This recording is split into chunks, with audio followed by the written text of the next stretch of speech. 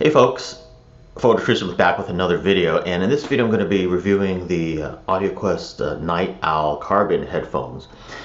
Now is actually a really good time if you've been on the fence in terms of picking these up, because they just had a price decrease. They used to be like $5.99 retail or something like that. Now they're like $3.99. So check the link in the description field for where you can pick these up. I actually don't know if Audioquest is going to continue producing these now that Skylar Gray has left the company. Skylar Gray is the designer of the headphones. He's no longer with Audioquest, so it kind of remains to be seen what Audioquest is going to do in terms of headphones. But anyway, these are a basically closed back Audioquest Nighthawk. So I've got the Nighthawks back there already, and you can also see my prior review of them. I'll post that up here. I did that a couple years ago. So for all intents and purposes, these are basically the Nighthawk, but they're just closed, essentially. The sound is not a whole lot different, although they provide more isolation.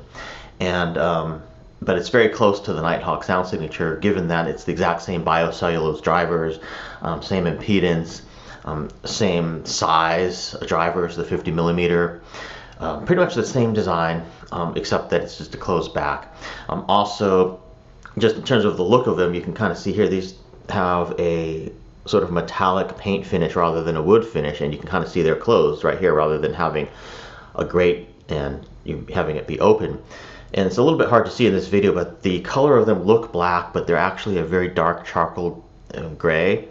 And the metallic paint on them is actually a Porsche color, apparently. So it's a automotive paint color. It's a very nice sort of metallic carbon, you know, the charcoal gray color, and it's again a Porsche color. So I think it looks very cool, a little bit more modern than the wood Nighthawks, the originals. Everything else is pretty much the same in terms of the feel of them, and the way that they look on your head is pretty much the same as well, and the way that they the comfort of them and all that is very comfortable. In terms of the sound of these, they are a little bit brighter than the Nighthawks, so they're not quite as warm and sort of tube-like sounding as the Nighthawk. So that is a benefit to these. These I feel are maybe slightly more resolving in the upper mids. The bass and the treble, though, to me sound pretty much identical to the Nighthawks, but the upper mids and vocals sound a little bit crisper with the NightOwls, given that they're closed back and they're just a slightly different design internally in terms of, you know, the way that dissipates the frequencies and stuff like that. If you're looking for a drastic change from the Audioquest Nighthawks, you know, you're not going to see that with the NightOwls. They're very similar. Now, also, the NightOwls come with a few different things that the Nighthawk comes with. It comes, first of all, with a different cable, and this cable is made to be kind of taken with you as well. So it has on the Y connector a little microphone here, and as well as a button that interfaces with your smartphone. And then it also has the adapter here, the 1/4 inch, you know, to mini adapter. This cable is a little bit thick, as you can see here. I haven't even used it. It's a little bit thick feeling. That's both good and bad. I mean, people complained with the original Nighthawk cable that it was a little bit flimsy and kind of brittle because it uses solid core conductors, whereas this one uses stranded conductors and is a little bit thicker. So they increased the build quality of the cable, but they also made it thicker and a little bit more inconvenient to take with you. So I'm using the original Nighthawk cable with my NightOwls that I have plugged in here, as you can see. So this is that Nighthawk cable. And I find it pretty easy when I want to swap the headphones to just unplug it from the, you know, headphone side. Just unplug these here and just, you know, keep the cable plugged into my amp, and you know, just do that. I'm pretty happy with these cables, the original Nighthawk cable, because it is a solid core conductor, so, you know, solid copper and all that. So as long as you're careful with it, it's perfectly fine, but I probably wouldn't want to take these with me or something traveling. So for that, I would use the stock NightOwl cable. They are really focusing the NightOwl on being a headphone that you might want to take with you. And under that vein, or in that vein, they also include this microfiber bag as well that the headphones can fit into. As you can see here, there's a bit of Audioquest branding there on the bottom, right there. So the headphones fit into these, and then this bag can get placed into your backpack or something like that, and that'll protect the headphones as well. But they do also include the vegan leather or fake leather case, which you see right here. And you know, you could take this with you too, but it's a little bit big and bulky to do so. Let me open this up. The other thing that they're including with the NightOwl Carbons is these velour ear pads that you can see here. So you can swap these in for the vegan leather ear pads that they come with, that come installed, and you can put these on. What these do is brighten up the sound signature a little bit. So if you think that the NightOwl Carbon is a little bit still too dark sounding for your liking, you can swap in the ear pads very easily, and that kind of brightens up the sound a little bit. Now I kind of prefer actually a darker sound signature, so I didn't do that. I left the stock ear pads on there.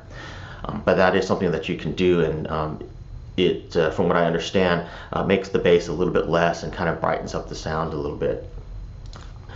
But I'm very happy with the way that these sound. They do require probably about 100 to 150 hours of burn-in, according to Audioquest. And before people say, oh, headphones don't burn in, they don't change, it's not really the case with Audioquest headphones. I actually don't really understand that reasoning, because the headphone driver is something physical. It's a physical material. So it just figures that burn-in would actually happen when they're new, because that headphone driver material does flex and move, and so it will kind of loosen up over time. But anyway, Audioquest does recommend that you burn these in for 150 hours or so. And so I don't recommend doing any critical listening until after the burn-in period, but after the burn-in period, these really do tend to shine. And they do sound really pretty good, you know, quite resolving, and probably a little bit more resolving than the Nighthawks, but still not a sound that has like really super bright treble. A very natural sound that actually seems like it's almost good for your ears, just like the Nighthawks. So the sound signature really hasn't changed very much from the Nighthawk with these. But again, they're closed back, so they do provide isolation, so that these headphones are actually probably good headphones to take with you places, like if you're going on a car trip or even a train trip or something like that, or even on the plane, you could take these with you. And you know, they do provide, you know, some good isolation, whereas the Nighthawk headphones, being a more open design, do not. Now when I compare these to higher end headphones such as my Sony MDR Z1Rs, they don't have as much engagement and as much low deep end bass and as much micro details in sort of the air and, you know, just details around the instruments or in the instruments.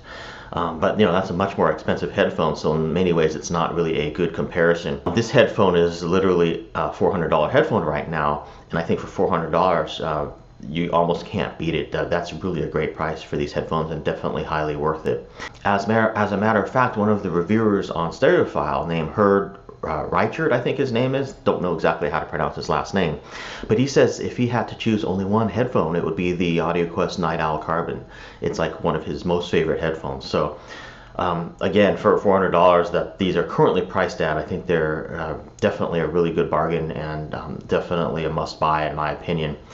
And if you have previously tried the Audioquest Nighthawks and found them a bit too dark sounding and almost like too mid-rangey sounding, which is something that I actually really like about them, but if you found that to be the case, definitely take a listen to and consider the NightOwls, because the NightOwl Carbons don't really have that as much. They have much more, I would say, kind of natural sound, especially in the mids. They're not overly mid-rangey, although they do still lean towards a bit of a darker sound signature. Certainly the vocals are a little bit more resolving and not quite as dark on these. So this has been my quick look at the Audioquest NightOwl Carbon headphones. Recently it came down in price. Any questions or comments, please feel free to leave them, and thanks for watching. I'll see you in my next video.